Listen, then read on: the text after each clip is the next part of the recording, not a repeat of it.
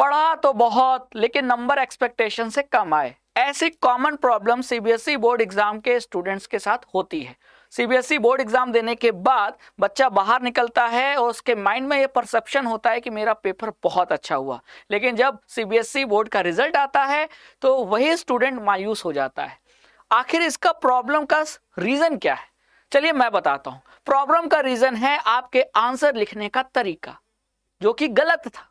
Representation का गलत तरीका आपको एक्सपेक्टेशन से कम नंबर दिलाता है ना। तो आज के इस सेशन में मैं आपको बताऊंगा वो टिप्स जो आपको हेल्प करेंगे आंसर को सही तरीके से प्रॉपर रिप्रेजेंटेशन के साथ आंसर शीट में लिखने के, ताकि आप सीबीएसई बोर्ड में टॉपर जैसे मार्क्स ला सको, है ना। सिर्फ पढ़ना ही नहीं होता, आंसर को सही तरीके से लिखना भी होता है, सही तरीके से प्रेजेंट भी करना होता है। ये आप अपने माइंड में जरूर फिट कर लो, है ना। क्योंकि आप खुद ही सोचो, अगर आपको किसी पार्टी में बुलाया जाए और आप घर के वो एकदम चिमड़े उमड़े कपड़े पहन के चले जाओ जो प्रेस नहीं है, तो क्या आपको पार्टी में कोई अच्छी इमेज से देखेगा? नहीं देखेगा, आपसे बात नहीं करेगा, आपसे हो सकता है दूरी बना ले। क्यों? क्योंकि आपका प्रेजेंटेशन, जिसे आम भाषा में हुलिया कहते हैं, वो अच्छा नहीं। तो खुद सोचिए कि जब आपको कोई नहीं मिल रहा है, आपसे कोई बात नहीं कर रहा है, तो जब आप आंसर गलत लिखोगे तो फिर इवैल्यूएटर उस आंसर को कैसे अच्छे से चेक करेगा? वो भी आपको कम मार्क्स देगा। तो सब कुछ पढ़ने के बावजूद भी आपको कम मार्क्स मिल सकते हैं। तो चलिए स्टार्ट करते हैं सेशन को। एंड तक जरूर देखना, एंड तक देख लिया तो आपका भला हो जाएगा, आपको प्रेजेंटेशन का सही तरीका पता चल जाएगा, है ना। तो चलिए स्टार्ट करते हैं topper tips to represent answer in CBSE board exam, जो कि आप 2023 में देने वाले हो, है ना। चलिए, तो सबसे पहले जो टिप्स आपको मैं दूंगा वो है use blue and black pen. दो पेन यूज करना बहुत जरूरी है ना। कई बच्चे स्वैग में, है ना, इस एटीट्यूड में जाते हैं कि नहीं, हम एक पेन यूज करेंगे ब्लू कलर का और उसी से हम हेडिंग भी लिखेंगे, उसी से सब हेडिंग भी लिखेंगे, उसी से डायग्राम बनाना हो तो डायग्राम बनाएंगे, उसी से केमिकल रिएक्शन लिखना हो तो वो लिखेंगे। सारा अगर आप ब्लू कलर से करोगे तो कॉन्ट्रास्ट में फर्क नहीं आएगा।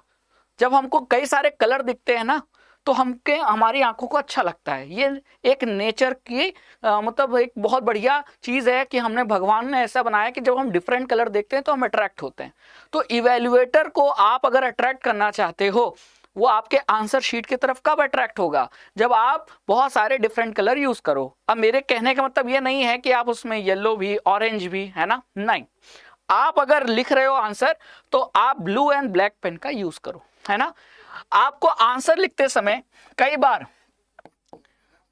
हेडिंग लिखनी होगी, है ना, और हेडिंग के नीचे कई बार सब हेडिंग लिखनी होती है। तो हेडिंग और सब हेडिंग, या हो सकते हैं कुछ मेन पॉइंट्स अंडरलाइन करने होते होंगे, है ना। कई बार हमको मेन पॉइंट्स अंडरलाइन करने होते होंगे। तो इन सभी चीजों के लिए आप कौन सा पेन यूज करो? ब्लैक पेन, है ना। और जो आपका जो डिफिनीशन है, जो आपका कंटेंट है, ठीक है, जो आपका कंटेंट है उसको लिखने के लिए आप कौन सा पेन यूज करो? ब्लू पेन यूज करो, ठीक है। जैसे आपसे पूछा गया व्हाट इज कैटिनेशन, ठीक है, तो आप कैटिनेशन की डिफिनीशन लिखो, जिसमें कैटिनेशन को आप ब्लैक पेन से लिख सकते हो, है ना। और कैटिनेशन की डिफिनीशन के बाद उसमें एग्जाम्पल देना है, तो आप एग्जाम्पल को ब्लैक पेन से लिखकर आप उसका एग्जाम्पल लिख दीजिए एक दो, उसे आप एग्जाम्पल को ब्लू पेन से लिख दीजिए, है ना। यानी एग्जाम्पल वर्ड को ब्लैक पेन से लिखिए और जो आप एग्जाम्पल दे रहे हो उसे ब्लू पेन से लिख दीजिए। तो कॉन्ट्रास्ट अगर कलर में आएगा तो आपकी जो आंसर शीट है वो अट्रैक्टिव नजर आएगी और तब आपका इवैल्यूएटर भी अच्छे से नंबर देगा, है ना। तो ये दो चीजों का, आपको दो टाइप के पेन का यूज करना बहुत जरूरी है। मैंने भी यूज किया था, आपको भी यूज करना चाहिए। जितने भी सीबीएसई बोर्ड एग्जाम के स्टूडेंट हैं सभी को यूज करना चाहिए, है ना। सिर्फ ब्लू पेन से काम नहीं चलेगा, नंबर कम मिलेंगे, ये आपका फिक्स है, ठीक है। तो पहली टिप्स दिमाग में बैठ गई। चलिए आगे चलते हैं, ठीक है। अब आते हैं दूसरी टिप्स पे। दूसरी टिप्स क्या है? सबसे पहले एग्जाम सेंटर में जब आप जाओगे तो आपको क्वेश्चन, मतलब आपको कॉपी मिलेगी, यानी कि आपको क्वेश्चन बुकलेट मिलेगा जिसमें क्वेश्चन होंगे, ठीक है। एक क्वेश्चन बुकलेट मिलता है, एक आंसर शीट मिलती है। क्वेश्चन बुकलेट पढ़ के आंसर शीट में आंसर लिखने होते हैं। तो जब आपको क्वेश्चन बुकलेट मिल गया और इस बुकलेट में आपको क्वेश्चन दिखेंगे, तो क्वेश्चन पढ़ने के बाद दिमाग में 3 चीजें आनी चाहिए, है ना। अगर पूछा गया है what are acid, mention its chemical properties, मान लीजिए क्वेश्चन आया है, तो इस क्वेश्चन में मुझे क्या लिखना है ना, कितना लिखना है, क्योंकि क्वेश्चन कितने नंबर का है, 2 नंबर का है तो थोड़ा कम लिखूंगा, 3 नंबर का है तो थोड़ा ज्यादा लिखूंगा, 5 नंबर का है तो थोड़ा और ज्यादा लिखूंगा, है ना। तो क्या लिखना है, क्योंकि टू द पॉइंट लिखना भी जरूरी है, फालतू बातें लिखेंगे तो नंबर कम मिलेंगे, है ना। हाउ मच टू राइट, कितना लिखना है, कितने वर्ड्स में लिखना है ना, ये भी ध्यान रखना है, क्योंकि टाइम भी एक फैक्टर है ना। अगर आप सारा एफर्ट एक ही क्वेश्चन में लगा दोगे तो बाकी क्वेश्चन का आंसर भी तो आपको लिखना है गिवन टाइम में, है ना। और तीसरी चीज जो आपको ध्यान देना है, हाउ टू राइट, कैसे लिखना है। तो कैसे लिखने का तरीका मैंने बता दिया है, ब्लू पेन और ब्लैक पेन का यूज करके, ठीक है। आप प्रॉपर हेडिंग दीजिए, सब हेडिंग दीजिए, एग्जाम्पल दीजिए और अपने आंसर को अच्छा सुंदर सा बनाइए, है ना। तो ये 3 चीजें आपके दिमाग में तुरंत आ जानी चाहिए। आपने क्वेश्चन देखा, क्वेश्चन देखने के बाद पहले सोचिए कि मैं क्या क्या लिखूंगा, फिर लिखना स्टार्ट कीजिए और ये भी ध्यान रखिए कि मुझे इसमें कितना लिखना है और क्या क्या पॉइंट्स मेंशन करने हैं, और मुझे इसमें जो आपका जो आंसर है उसकी सुंदरता का भी ध्यान रखना है ना, मतलब वो अच्छा दिखना चाहिए। तो अगर ये 3 टिप्स आप फॉलो करेंगे तो आपका आंसर बहुत प्रेजेंटेबल लगेगा, है ना, एक स्मार्ट आंसर दिखेगा, टू द पॉइंट दिखेगा, और फिर तो मजबूर हो जाएगा इवैल्यूएटर आपको नंबर देने में, है ना। उसके पास कोई ऑप्शन नहीं रहेगा कहाँ वो नंबर काटे। आपने सारे पॉइंट्स लिख दिए, सुंदर से लिख दिए, पॉइंट वाइज लिखा, तो नंबर कहाँ काटेगा, है ना। क्लियर, चलिए ये तो बात क्लियर हो गई। अक्सर क्या होता है कि बच्चे समझ नहीं पाते उनको कितना लिखना है, ये पॉइंट बहुत इंपॉर्टेंट है। 2 नंबर का क्वेश्चन है और लिखे जा रहे हैं नहीं, 2 नंबर के क्वेश्चन, 1 नंबर के क्वेश्चन मतलब छोटे क्वेश्चन है, इनको सीधे टू द पॉइंट आंसर लिखिए, बहुत ज्यादा इसके आप एलोबरेट मत कीजिए। हाँ, 5 नंबर का क्वेश्चन आया तो एलेबोरेट कर सकते हैं, ठीक है, और उसमें यूज करना है तो कुछ एग्जाम्पल डायग्राम भी यूज कर सकते हैं, तो ये बहुत आपको हेल्प करेगा। तो ये चीजों का दिमाग में, अपने माइंड में आपको प्लान करके चलना पड़ेगा, ठीक है। अब आते हैं अगली टिप्स पे। अगली टिप्स में आता है, सबसे पहले जब हम कोई आंसर लिखते हैं तो आंसर में बहुत सारे वर्ड होते हैं, क्योंकि स्टेटमेंट बनता कैसे, वर्ड से। अब अक्सर हमारे वर्ड के बीच में गैप नहीं होता। अगर मुझे लिखना है होमोलोगस सीरीज, मान लीजिए मुझे लिखना है होमोलोगस सीरीज, तो क्या ये लिखना सही है? इसे मैं ऐसे भी तो लिख सकता हूं, होमोलोगस सीरीज, यानी कि मैंने 2 वर्ड्स के बीच में क्या दिया, स्पेस दिया। तो थोड़ा सा स्पेस, बहुत ज्यादा स्पेस नहीं, थोड़ा सा स्पेस देना जरूरी है। तो gives space between words to make answer sheet readable. जो इवैल्यूएटर, जो एग्जामिनर आपकी कॉपी चेक कर रहा है, अगर उसे आपका आंसर चेक करना है तो वर्ड्स क्लियर कट अगर नजर आएंगे तो ही तो वो पढ़ पाएगा और तभी तो समझ पाएगा कि आपने आंसर सही लिखा है कि नहीं लिखा है। और अगर आप 2 वर्ड्स को बहुत पास लिखोगे तो उसके लिए पढ़ना मुश्किल है। बच्चों, ये दिमाग में ये मान के चलो कि आपकी कॉपी नहीं चेक करनी है, उसे आप जैसे लाखों बच्चों की कॉपी चेक करनी है। लाख नहीं तो कुछ हजार तो होंगे, 50,000, 60,000, 80,000, है ना, क्योंकि एक इवैल्यूएटर नहीं, बहुत सारे इवैल्यूएटर होते हैं।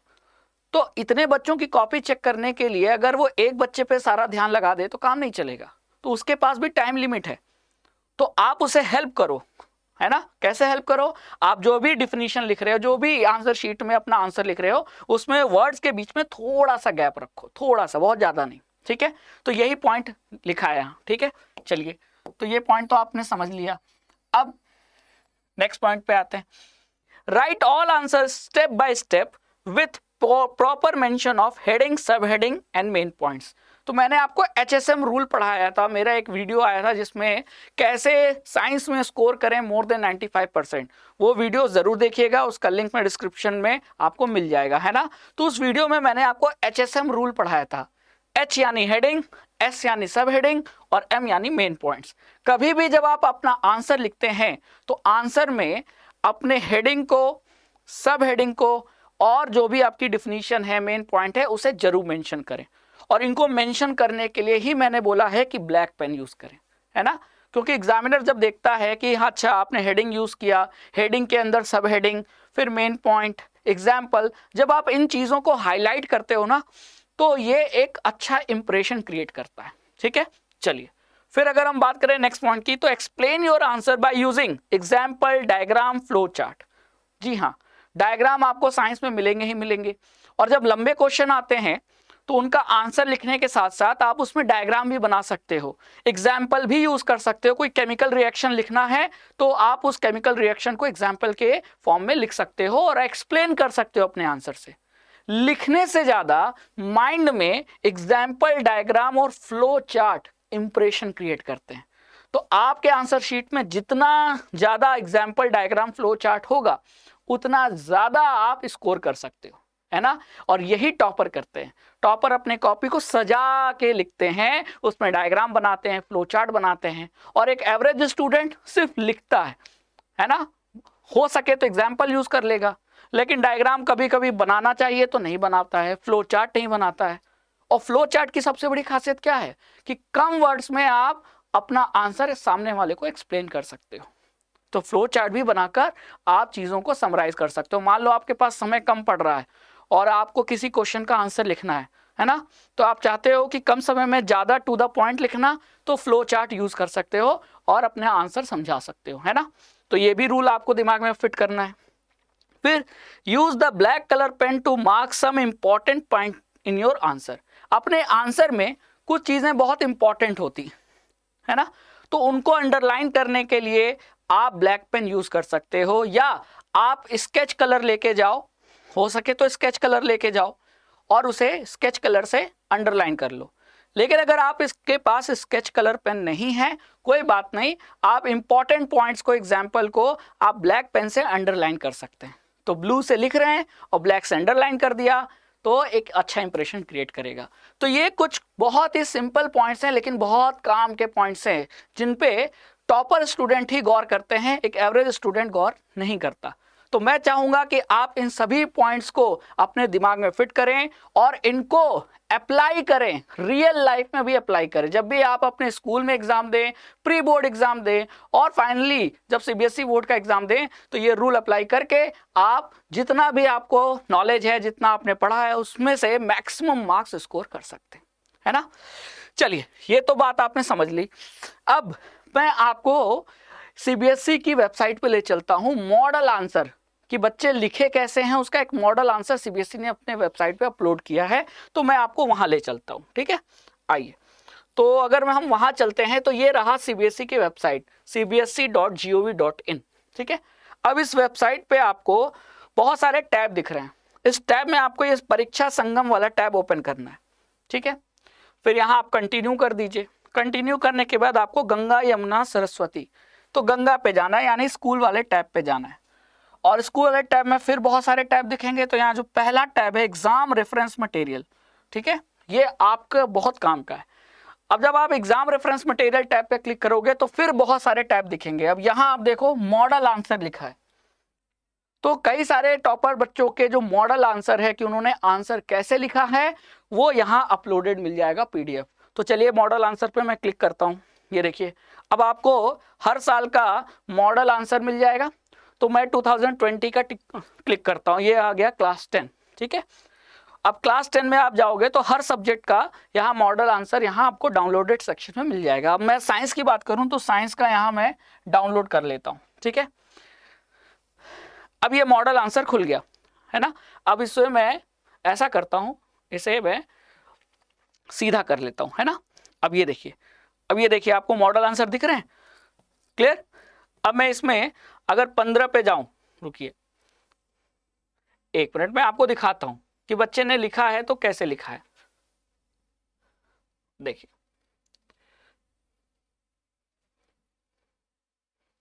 ये देखो दिख रहा है। 15 का फर्स्ट एक्सोथर्मिक रिएक्शन, फिर उसका एग्जाम्पल, फिर 15 का सेकंड प्रेसिपिटेशन रिएक्शन, जिसे डबल डिस्प्लेसमेंट रिएक्शन भी कहते हैं, उसका एग्जाम्पल। तो कितना बढ़िया तरीके से इस क्वेश्चन का आंसर स्टूडेंट ने लिखा है, जो कि यहाँ आपको सीबीएसई के वेबसाइट पे मिल जाएगा। जरा गौर कीजिएगा, मतलब एग्जाम में आपको ऐसे ही लिखना है, ठीक है, समझ में आया। और यही मैं कह रहा हूं कि यहां जब हेडिंग लिखना हुआ एक्सोथर्मिक रिएक्शन, तो अगर आपके पास ब्लैक पेन है तो आप इसका ब्लैक पेन से एक्सोथर्मिक रिएक्शन लिख दीजिए, ठीक है। फिर नीचे ब्लू पेन से ये रिएक्शन लिख दीजिए। फिर आया 15 का सेकंड, अब सेकंड लिखना है तो इसे भी ब्लैक पेन से लिखिए। और फिर लिखा है precipitation reaction, double displacement reaction, तो ये हो गई आपकी हेडिंग, तो इसे ब्लैक पेन से लिखिए और फिर नीचे रिएक्शन को आप ब्लू पेन से लिख सकते हैं। तो 15 के 2 पार्ट थे, यानी 15 में 2 टाइप के रिएक्शन पूछे गए होंगे, ठीक है, एक्सोथर्मिक और डबल डिस्प्लेसमेंट, जिसे प्रेसिपिटेशन भी कहते हैं। तो बच्चे ने कितने साफ साफ तरीके से लिखा है, ठीक है। और यहाँ रिएक्शन के नीचे आपने देखा है कि कैल्शियम ऑक्साइड, जिसे क्विकलाइम भी कहते हैं, वो भी लिखा हुआ है। तो इन चीजों को भी आप ब्लैक पेन से लिख सकते हैं। यानी समझ में आ गया कि जब हमको आंसर में क्या ब्लैक और क्या ब्लू से लिखना है। अब आपको इस आंसर से बिल्कुल पता चल जाएगा। तो ऐसे हर साल के मॉडल आंसर अवेलेबल हैं, आप जाइए उन मॉडल आंसर को डाउनलोड कीजिए और उसे जरा एक बार गो थ्रू होइए, यानी उसको ध्यान से पढ़िए और ये देखिए कि बच्चे ने कैसे आंसर लिखा है। मुझे भी वैसा ही लिखना है और जो मैंने टिप्स बताए हैं उनको फॉलो कीजिए, देखिए बहुत बढ़िया आपके आंसर का रिप्रेजेंटेशन होगा, है ना। तो आई थिंक अब आपको क्लियर कट पता चल गया tips for writing good answer, है ना। तो इस तरीके से साथ थैंक यू सो मच। लेकिन जाते जाते आपको एक काम की चीज बताता हूं। सर आपने टिप्स तो बता दिए, लेकिन प्रिपरेशन हम कहां से करें? बोर्ड एग्जाम में इन टिप्स के साथ साथ पढ़ना भी जरूरी है ना, साथ में ये टिप्स भी फॉलो करना जरूरी है, फिर डाउट क्लियर करना भी जरूरी है। कौन हमें समझाएगा, कौन हमें डाउट क्लियर कराएगा, तो उसकी टेंशन बिल्कुल नहीं लेनी है, क्योंकि हमने लॉन्च किया है आपके लिए निश्चय batch for CBSE class 10 board exam 2023, है ना। अब आप इस निश्चय बैच में इनरोल करके हमारे साथ बोर्ड एग्जाम की कंप्लीट प्रिपरेशन कर सकते हैं। कंप्लीट क्यों मैंने बोला? क्योंकि हम हर चैप्टर को टॉपिक वाइज पढ़ाएंगे भी, क्वेश्चन प्रैक्टिस कराएंगे, एनसीईआरटी की एक्टिविटीज को सॉल्व कराएंगे, आपके डाउट क्लियर करेंगे, आपको नोट्स प्रोवाइड कराएंगे, है ना, और डायग्राम के साथ प्रैक्टिस भी कराएंगे। अब आप इस निश्चय बैच में इनरोल कैसे कर सकते हैं वो भी मैं आपको बता देता हूं, है ना। आपको जाना है अड्डा 24/7 वेबसाइट पे या अड्डा 24/7 ऐप से। आप ऐप से भी परचेज कर सकते हैं, इनरोल कर सकते हैं, और वेबसाइट से भी। तो अगर आप वेबसाइट से जाते हैं तो मैं तरीका बता देता हूं, है ना। तो यहां देखो मैंने गूगल पे ओपन कर लिया अड्डा 24/7, तो ये आपका लिंक आ गया, है ना, adda247.com, और ये रहा उसका लिंक। अब जैसे ही मैं इस लिंक पे क्लिक करूंगा, यहाँ मुझे ऑल कोर्सेज दिख रहा है, तो मैं ऑल कोर्स पे जाऊंगा। ऐप में भी आपको जब ऐप डाउनलोड करोगे तो वहां भी ऑल कोर्स का ऑप्शन आएगा। तो फिर आपको जाना है K12 में, है ना, स्कूल K12 में। फिर आपको जाना है क्लास 10 में। क्लास 10 में आपको सीबीएसई बोर्ड क्लास 10 दिख रहा है, यहाँ लिखा हुआ, इसे ओपन कर लेना है। अब यहाँ आपको निश्चय बैच दिख रहा है ना। निश्चय बैच पे जब आप क्लिक करोगे तो यहाँ आपको कोर्स, इस बैच के हाइलाइट्स मिल जाएंगे, है ना। जो हाइलाइट्स मैंने बताया वही हाइलाइट्स यहाँ आपको लिखे हुए मिल जाएंगे। और यहाँ प्राइस आपको मिलेगी 4399। लेकिन घबराना नहीं है, ये इसकी एक्चुअल प्राइस नहीं है, इसकी एक्चुअल प्राइस इससे कम है। और वो प्राइस पे आप इस निश्चय बैच को परचेज कर सकते हो और इनरोल करा सकते हो। लेकिन वो कम प्राइस कैसे मिलेगी सर, उसका भी तरीका बताता हूँ। तो जब आप बाय नाउ पे जाओगे तो बाय नाउ में यहाँ कोड पूछेगा, तो आपको कोड अप्लाई करना है। अब कौन सा कोड अप्लाई करना है? तो कोड है आपका Y621। ये आपका कोड है जो आपको मैक्सिमम डिस्काउंट दिलाएगा। तो फॉर एनरोलिंग इन निश्चय batch use code Y621 and get maximum discount, है ना। अब मैं इसमें अप्लाई करता हूं, ठीक है। देखिए तो ये रहा Y621 और ये मैंने अप्लाई कर दिया। अब आप यहाँ प्राइस देखो, 4399 का ये जो कोर्स है वो कम होकर 3651 का हो गया, है ना। तो ये आपको डिस्काउंट दे रहा है कोड, तो कोड का यूज कीजिए और हमारे निश्चय बैच में एनरोल कीजिए और अपनी प्रिपरेशन अभी जल्दी स्टार्ट कीजिए, क्योंकि अभी स्टार्ट किया तो बहुत सही तरीके से प्लान्ड वे में आप प्रिपरेशन कर लोगे और रिवीजन भी कर लोगे, और जो रिवीजन करता है ना वही सबसे ज़्यादा मार्क्स स्कोर करता है। तो आई होप कि आपको टिप्स के साथ साथ निश्चय बैच की भी जानकारी मिली। ऐसे ही जानकारी के लिए हमारे साथ जुड़े रहें। Thank you so much.